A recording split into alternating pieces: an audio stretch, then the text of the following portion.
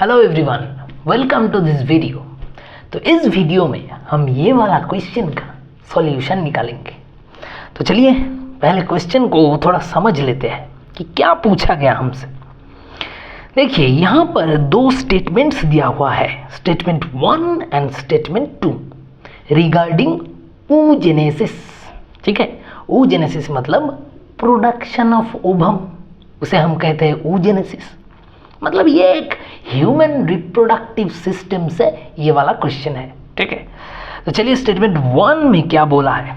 The primary follicles get surrounded by more layers of granulosa cells a theca and shows fluid filled cavity antrum. Now it is called secondary follicle.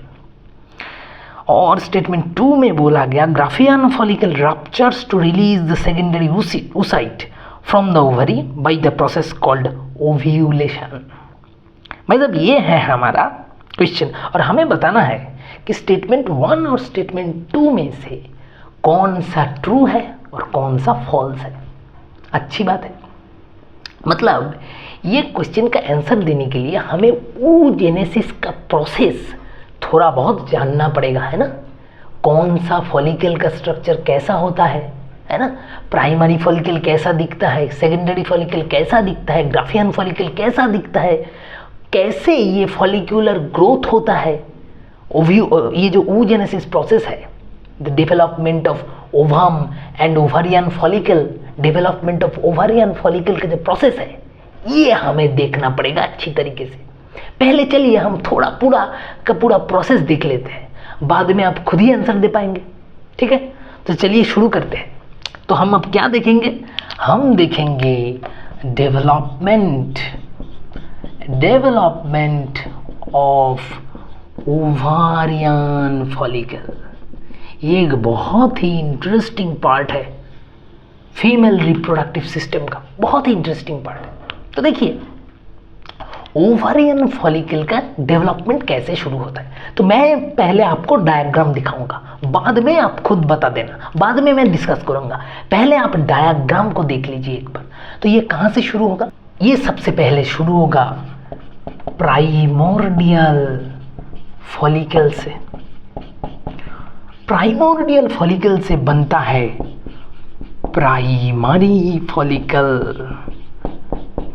Primary follicle से क्या बनेगा, secondary follicle. Secondary follicle बनाएगा भाई साहब tertiary follicle. Tertiary follicle से बनेगा enteral follicle. Enteral follicle बनाएगा Graafian follicle.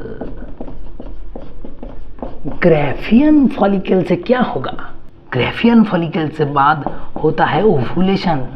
ये हम डायग्राम बनाएंगे अभी। और ओव्यूलेशन हो जाने के बाद, मतलब ओव्यूल निकल जाने के बाद, ओवम जब निकल जाता है तब जो पड़ा रहता है उसे हम कहते हैं कॉर्पस ल्यूटियम। Corpus luteum. तो ये है हमारा पूरा का पूरा schematic diagram of ovarian follicle. तो देखने में कैसा होता है चलिए देखते हैं। तो देखिए शुरू करता हूँ प्राइमोर्डियल फॉलिकल से। प्राइमोर्डियल फॉलिकल एकदम छोटा होता है साइज में। ठीक है, इसके एकदम आउटर में जो मेम्ब्रेन होता है इसे हम क्या कहते हैं, इसे हम कहते हैं बेसमेंट मेम्ब्रेन। ठीक है, आउटर मेम्ब्रेन को हम कहते हैं बेसमेंट मेम्ब्रेन। आउटर मेम्ब्रेन को अंदर एक सेलुलर लेयर रहता है। बेसमेंट मेम्ब्रेन का अंदर एक सेलुलर लेयर रहता है। इसे हम क्या कहते हैं, इसे हम कहते हैं ग्रेनुलोसा सेल्स। Granulosa cells. ठीक है, और एकदम अंदर रहता है छोटा सा oocyte, छोटा सा oocyte which is not matured enough। तो देखिए ये है हमारा प्राइमोर्डियल फॉलिकल का स्ट्रक्चर। ठीक है, छोटा साइज, ये फॉलिकल का साइज एकदम छोटा होगा। एकदम आउटर में एक मेम्ब्रेन होगा, उसका नाम होगा बेसमेंट मेम्ब्रेन। बेसमेंट मेम्ब्रेन का अंदर एक सेलुलर लेयर होगा, उसका नाम है ग्रेनुलोसा सेल्स। और अंदर में रहेगा oocyte। व्हिच इज इमैच्योर, ये oocyte अभी मैच्योर नहीं हुआ है, ठीक है। तो कुछ दिन बाद प्राइमोर्डियल फॉलिकल से फॉर्म होगा प्राइमरी फॉलिकल। तो प्राइमरी फॉलिकल देखने कैसे होगा, चलिए देखते हैं क्या चेंजेस आएगा। देखिए प्राइमरी फॉलिकल को मैं ड्रॉ करता हूँ, तो एकदम आउटर लाइन में, आउटर कवरिंग में क्या रहता है, बेसमेंट मेम्ब्रेन, यहाँ पर भी रहेगा, एकदम आउटर लाइन में रहेगा बेसमेंट मेम्ब्रेन। ये मैं प्राइमरी फॉलिकल को ड्रॉ कर रहा हूँ, ठीक है, प्राइमरी फॉलिकल। बेसमेंट मेम्ब्रेन का अंदर क्या था, पहले था ग्रेनुलोसा सेल्स, यहाँ पर भी रहेगा ग्रेनुलोसा सेल्स, लेकिन देखिए यहाँ पर भी रहेगा ग्रेनुलोसा सेल्स, पहले भी ग्रेनुलोसा सेल्स था प्राइमोर्डियल में, यहाँ पर भी रहेगा ग्रेनुलोसा सेल, लेकिन यहाँ पर ग्रेनुलोसा सेल का एक लेयर नहीं रहेगा, एक से ज़्यादा लेयर रहेगा ग्रेनुलोसा सेल का। पता चला difference? So here more than one layer of granulosa cells is present, more than one layer, ठीक है। देखिए ग्रेनुलोसा सेल लेयर इंक्रीज कर गया तो ये फॉलिकल का साइज भी बढ़ जाएगा, है ना। प्राइमोर्डियल फॉलिकल छोटा था लेकिन प्राइमरी फॉलिकल का साइज इंक्रीज हो जाएगा। क्यों? क्योंकि यहाँ पर पहले था एक लेयर ग्रेनुलोसा सेल का, लेकिन प्राइमरी फॉलिकल में ग्रेनुलोसा सेल का मोर देन वन लेयर रहेगा और primary follicle will be bigger in size than primordial follicle. अब देखिए क्या है स्ट्रक्चर। अब इसमें एक और लेयर दिखेगा, ठीक है, ग्रेनुलोसा सेल के अंदर और एक ऐसा लेयर दिखेगा, सेलुलर लेयर, इसे हम कहेंगे ज़ोना पेलुसिडा, ठीक है। तो देखिए ये ग्रेनुलोसा सेल के अंदर और एक सेल लेयर दिखेगा, उसे हम बोलेंगे ज़ोना पेलुसिडा। और एकदम अंदर क्या रहेगा, एकदम अंदर था oocyte, and this oocyte is fully mature oocyte। तो देखिए कितना इंटरेस्टिंग स्ट्रक्चर है।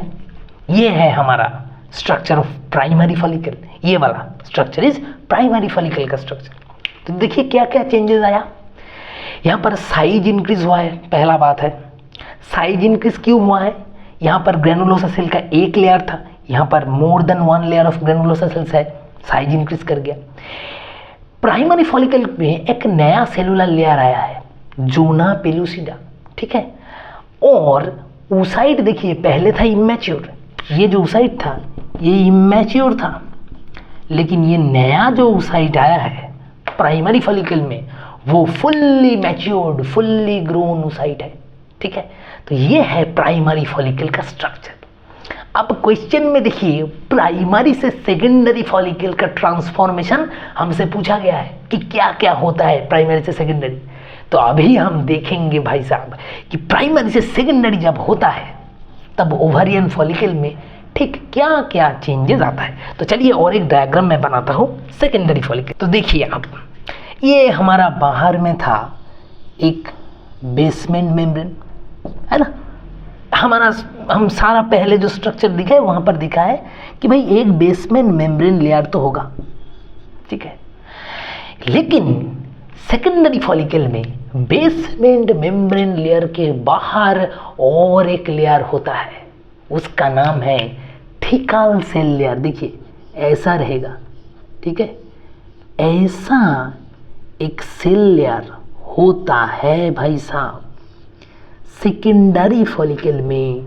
ये होता है बेसमेंट मेम्ब्रेन के बाहर और इसे हम कहते हैं थिकल सेल लेयर, ठीक है।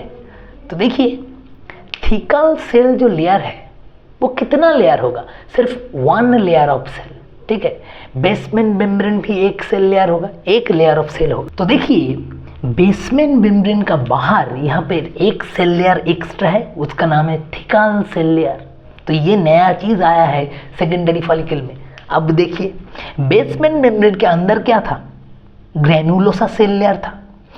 तो प्राइमरी फॉलिकल में ग्रेनुलोसा सेल लेयर इंक्रीज हो गया था, एक से ज़्यादा हो गया था।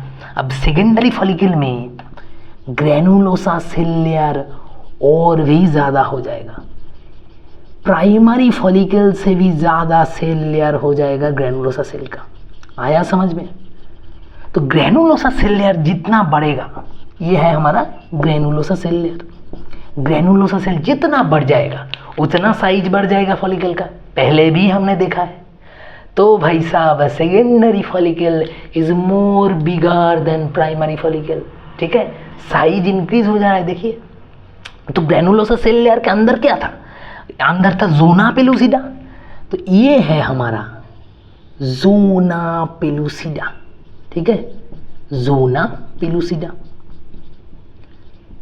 ठीक है। और अंदर एकदम अंदर क्या था, एकदम अंदर था हमारा फुल्ली ग्रोन ओसाइट, सॉरी एकदम अंदर था हमारा फुल्ली मैच्योर ओसाइट, ठीक है। तो ओसाइट तो रहेगा। तो देखिए ये है हमारा सेकेंडरी फॉलिकल का स्ट्रक्चर, ये है हमारा सेकेंडरी फॉलिकल का स्ट्रक्चर। कितना इंटरेस्टिंग है, देखिए यहाँ पर क्या क्या नया है। प्राइमरी फॉलिकल में थिकल सेल लेयर नहीं था, तो एक नया थिकल सेल लेयर आ गया है यहाँ पर सेकेंडरी फॉलिकल में। ग्रेनुलोसा सेल लेयर इंक्रीज हो गया, साइज बढ़ गया सेकेंडरी फॉलिकल में। और कुछ चेंजेस आपको दिख रहा है?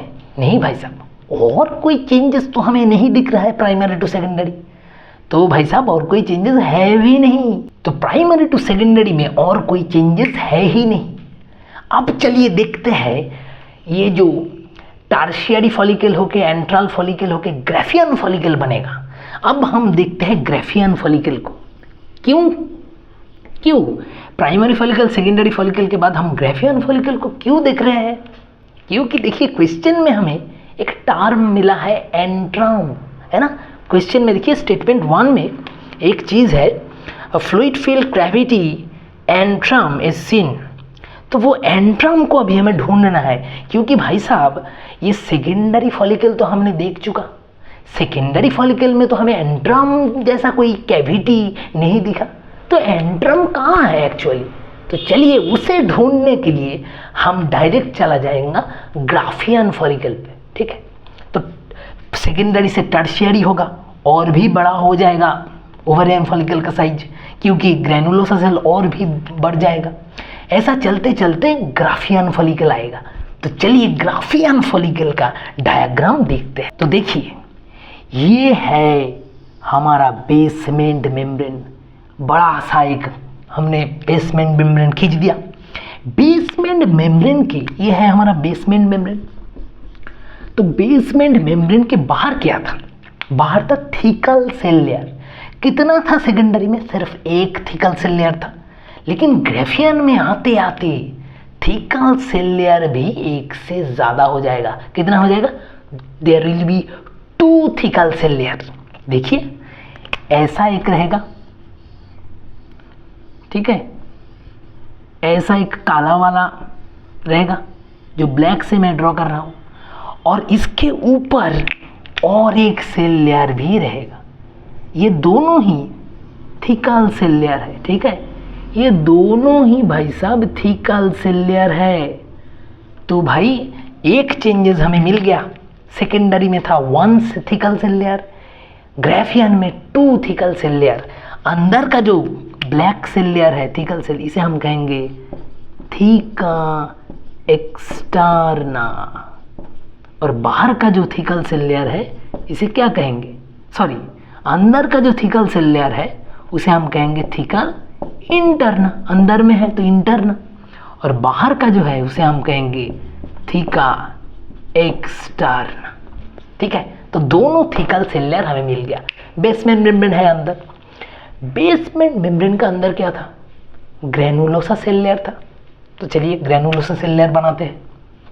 तो ये जो काला से मैं बना रहा हूँ ये सारा का सारा ग्रेनुलोसा सेल लेयर है।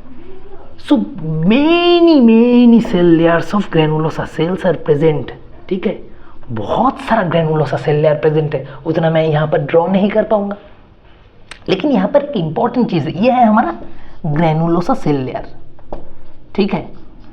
यहाँ पर ग्रेनुलोसा सेल लेयर के अंदर हमें क्या था? यहाँ पर मिला था ज़ोना पेलुसिडा, है ना। तो यहाँ पर देखिए हमें क्या मिलता है, यहाँ पर हमें मिलेगा फिर से वही ज़ोना पेलुसिडा, वही ज़ोना पेलुसिडा मिलेगा हमें। इसका कोई चेंज नहीं होगा, ठीक है। और ज़ोना पेलुसिडा के अंदर था फुल्ली मैच्योर्ड oocyte, तो यह भी रहेगा फुल्ली मैच्योर्ड oocyte, ठीक है। तो ये भी ऐसा है। अब देखिए एक खतरनाक चेंज आया है सेकेंडरी से ग्राफियन फॉलिकल में, वो अभी मैंने नहीं ड्रॉ किया, देखिए उसे अब मैंने दिखाता हूँ।